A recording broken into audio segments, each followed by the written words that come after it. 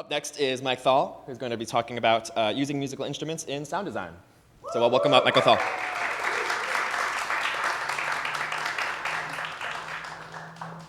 Everything good? Okay. Go for it. Okay. Sounds good. All right.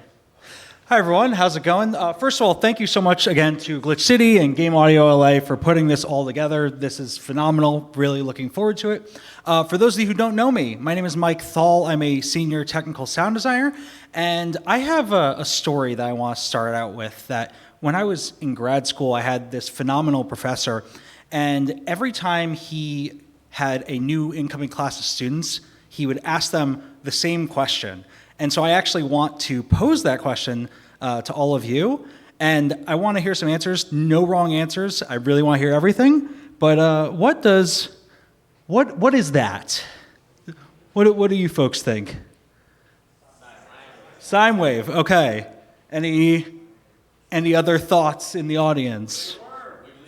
Wiggly air. All right. Doodle. Okay. So for me, this is a squiggle. And I know this is like a little bit of a facetious exercise, but the reason I bring this up is that in sound, things can be very, let's say, amorphous and very subjective. And things that, at the end of the day, we're just making noise with objects as sound designers. And so we have this thing, especially in the game industry, where we have tools that are often regimented, like the instruments are for the composers, and we have, our field recorders and sound libraries and sound designers. Sure, there's some middle ground up there with EQ and synths, but overall, we tend to separate things a lot. And personally, I don't think there's a huge need to do that, and I think it can be very beneficial to open our minds and think of the different ways that we can maybe use all of the tools at our disposal, because at the end of the day, we're just making noise. It's how you use it that's the most important part. So we're going to talk to you about how to potentially utilize these musical instruments in non-musical sound design. So first of all, why do this, right? Like I said, we've got sound libraries, we've got synths, we've got our field recorders, we can go out in the world. Well, I feel that there are three key reasons that can be very powerful for using instruments in this way. The first of them is expression. So if you've got a sound effect that you really want to evoke some sort of specific emotion or mood, whether it's from the sound or in the player or both, having specific control of the pitch as you are actually making this sound can be really, really effective to dial that in. The second thing I would say is what I would call excitement. What I mean by this is when we are creating sound design and these soundscapes, there's many times where we're trying to fill out either the entire frequency range or a specific amount of the frequency range. And in doing so, I'm sure everyone once in a while has run into a time where you're like, there is this one frequency range that I'm having trouble just like fixing and filling in that part. And instruments by their nature are meant to hit very specific frequency ranges. So using them could sort of thread the needle, if you will, and help you fill out that exact space. And last but not least is experimentation. As sound designers, we're always innovating and looking for new ways to think and new awesome sounds we can create to really excite people. And so this will help get you outside of the usual tool set and really think about different ways and experiment and open the possibilities in terms of creating new sounds for the current or even future projects. So let's say you want to try doing this a bit for yourself. You want to do that experimentation. Well, I think I would recommend two big ways that are really helpful in doing that. The first is plugins. I know this is very broad. We know there's every plugin under the sun these days. I'm going to talk about a few overarching ones that I would recommend in general that are really good to start out for this. And the second is alternate play methods, essentially taking whatever instrument you have and being like, how can I make noise out of this in a way that it's not, quote unquote, traditionally meant to? So let's start with the plugins.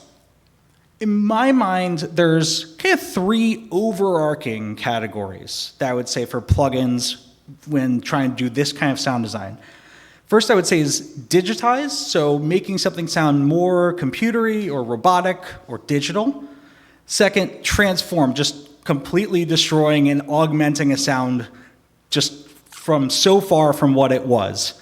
And ambient, so just really dragging it out and making it just like really spacey. And so I've got some examples up here. I'm sure most of us are familiar with these as is, but I do find that, to go over real quick, some things like ring modulation, obviously classic for digitization. Morph is super interesting in terms of transform, being able to just combine two sounds essentially and make a brand new sound palette out of those. So now we've talked about the plugins, let's look at the alternate play methods I mentioned. There's a lot of ways to approach this, of course, because every musical instrument is different, but I've brought up two examples that I love that I really want to share. This is a great one I found on TikTok. Now, this person is using guitar pickups. It's not actually a guitar, but if you've got a guitar, you can do the same thing at home.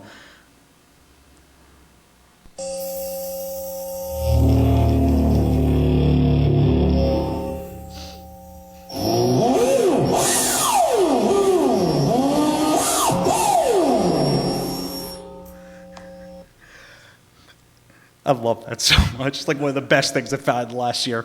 The second example I want to pull up is from a sound designer. Some of you may know Akash the Car. If you don't know him, look him up. He is phenomenal. If you do know him, he's a really cool dude. I'm sure you know.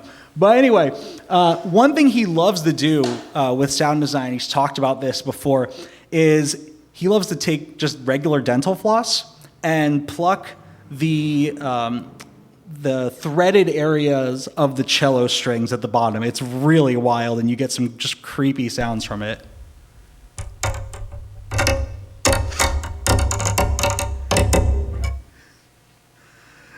So it gets my every time. All right, so now that I've talked about some of these alternate play methods, the plugins, I would love to share an example from my own work to sort of take you through the entire process that I've had with this. So I am a guitar player. I play a few different things, but this is one of my guitars. And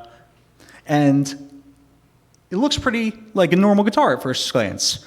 But if you look closely, there's something that's a little different about it. It's got this arcade button on there, and I'm sure for any guitar players in here, that doesn't really come standard on a guitar. What that is actually a kill switch. So as you may know, if you've used them before, you push the button, the sound goes off. You let go, the sound comes back on. Straightforward in theory, but in practice, you can get some really crazy things, especially with the right plugins and the right play methods. There's a local indie band I love that uses this to great effect. They're called Rage Against the Machine. Right. Yeah, so anyway, this is an amazing example from those guys.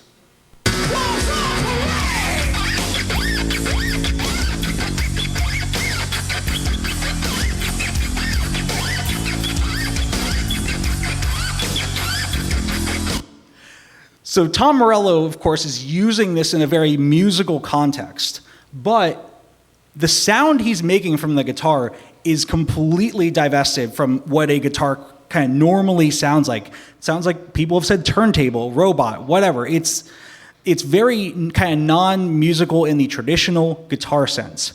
And this really got me inspired because I also have a guitar with that kind of setup. And so I was doing some sound redesign for Star Wars Jedi Survivor. I love making robot sounds, especially with this kind of setup, and I wanted to do something that was a emotive droid sound for the little guy BD-1, and in the vein of Star Wars movies of the past. So I started with just my guitar and the kill switch, no effects, just playing, and this is what we started out with, just trying to hit those sort of emotions.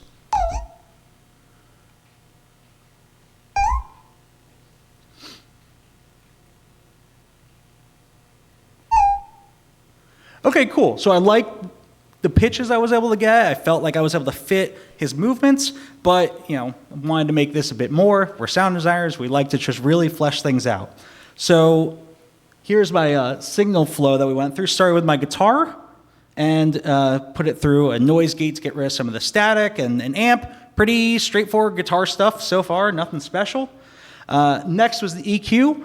Also pretty normal, but I actually cut out a lot of the low end here. This is a pretty intense EQ. He's a little guy, so I wanted to make sure there wasn't too much bass coming off of him. Next up, this is where things get interesting. This is where I introduced the ring mod. So like we said earlier, super digital. It's also, in my mind, it's used for the voice effects for the Daleks and Doctor Who, and Star Wars and Doctor Who are kind of contemporaries as you were in that time period of their sound design. So I felt it was really fitting here. Another pretty intense EQ. And then Lux, which if you're not familiar with it, is like my favorite sweetener plugin ever. It's got some nice saturation on it. Really, really love that thing. And then a frequency shifter pedal to make it more digital and really affect the pitch as well. And so that went to the output. And I liked this, but wanted more.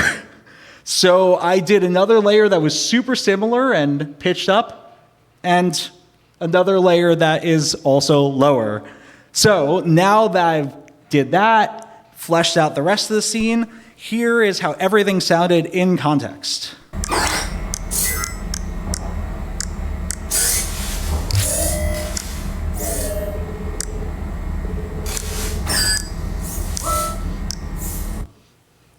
So yeah, this was a ton of fun to work on this sound. Thank you so much.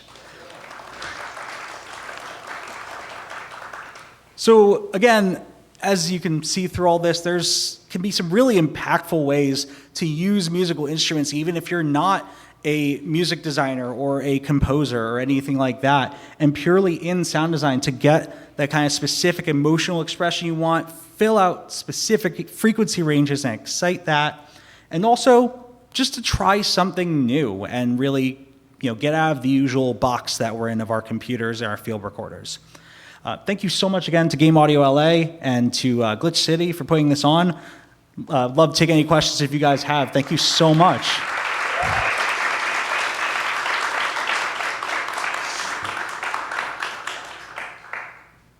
Yes.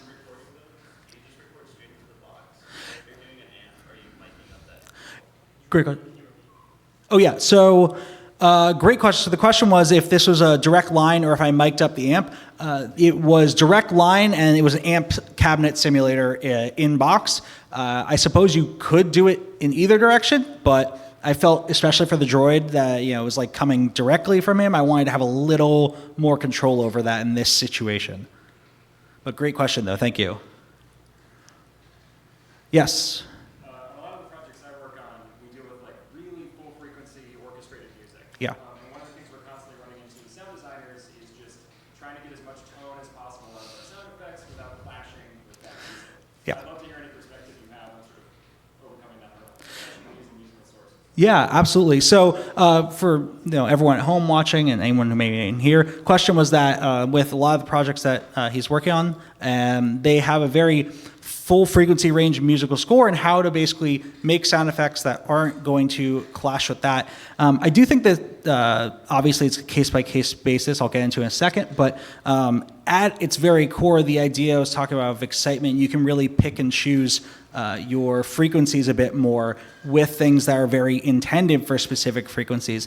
I think at that point, to answer your question, I'd love to talk about how you guys do it as well and kind of brainstorm, but I feel that being able to just be collaborative with the composers and just be like, all right, are obviously going to go as big as they can, but like it's going to be a little different in every area of the game. It's not always going to be the same. And so just being able to have open communication to figure out what their frequency output is looking like and for that scene or if it's the other way around, depends on how the workflow is going, be like, here's some things we've got here, let's try to work around that. We can also adjust. So it really depends, but I do think that this does help with that. Just the one thing to make sure, of course, is not doing something that might be like out of key, because then it's going to sound really weird, and that's a definite clash you don't want.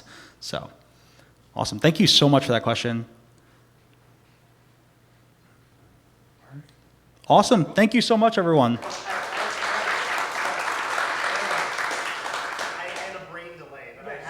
No worries. I'm familiar with those. Brain delay, yes. Were you like playing around with this technique and then fitted it for this cue? design this video cue and then like looking for a technique? So I was playing around with this technique before. Someone who I didn't show here was another big sound design inspiration for me in this method is Buckethead, who is another amazing guitarist. So context, I love Rage, phenomenal, one of my favorites. I feel like Buckethead, I didn't pull it up because not as well known, whatever, but I feel like he has taken this Killswitch stuff to just an insane level, and that was where even more of my inspiration came from. And so then I was like, I'm loving what I'm experimenting with here. Oh yeah, Jedi Survivor is like coming out back when I did this, and yeah, that was the whole throughway to that. So it was technique first, and then the clip afterward. So awesome. Thank you so much, everyone. Hope you enjoy the rest of the talks.